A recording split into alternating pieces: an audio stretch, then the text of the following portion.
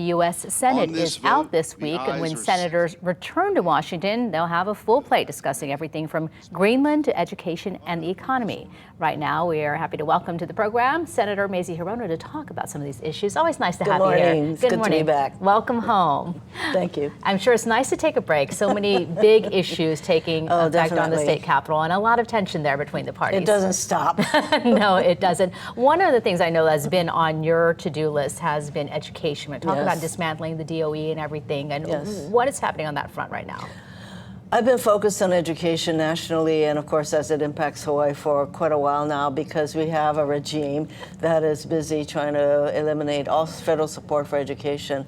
And that's something like $300 million to the state of Hawaii for various education support from the federal government. And so of course it's going to have a major negative impact in Hawaii. So yesterday I had a roundtable with advocates, people from HSTA, the Department of Education, advocate groups, to talk about what is this going to mean to Hawaii and how we're going to prepare for it. And so these are the kinds of sessions that I've been having. I've had what's known as spotlight hearings to focus on the major changes to the Department of Education federally that is going to be negative throughout the country. And so I've had 4 spotlight hearings. I will have another one to focus on how important support for public schools is.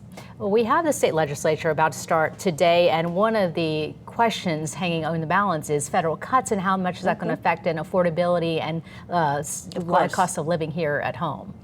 Well, when you talk about affordability in terms of housing, food, health care, something that the president has not addressed at all, as he's busy apparently trying to take over the world. So the legislature has to be prepared to put in money where it's needed, just like they stepped forward through the governor to pay for some SNAP benefits when that was at issue. So we, at the federal level, at least our delegation, we're going to be working ever more closely with the state legislature to see what we can do to shore up the kind of cuts that are probably going to be coming down the pike, not just for Hawaii, but across the country.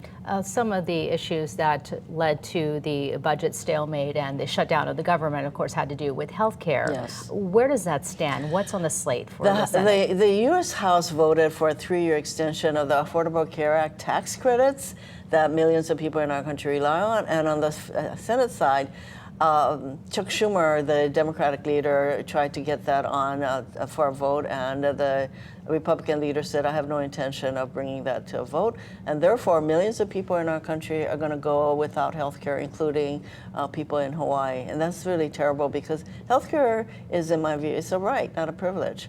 And that everyone should have health care, but that's not where the Republicans are. Their view is, if you can't afford health care, too bad. But it's going to impact everybody else, when millions of people are without health care. Well, that's something we'll keep following. We're also following the talk about Greenland. And right now, is this going to be something that the Senate takes up when you get back in session? Well, the thing is, we're almost at the 1-year anniversary of Trump's inauguration. And his regime is characterized by chaos, cruelty, incompetence.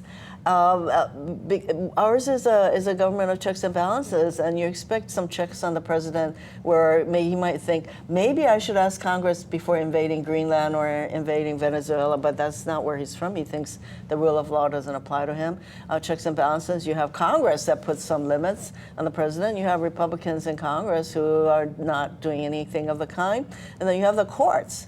We have a Supreme Court that has been expanding presidential powers, so they're allowing basically this president to do whatever he wants, including saying we should go in there and grab Greenland, which most people think is really nutty, but he doesn't think so. Well, Senator, he's now threatening other countries to get what he wants. We'll have more, of course, what's coming up from Switzerland. Senator, always a pleasure to have you, and thank you for taking some time.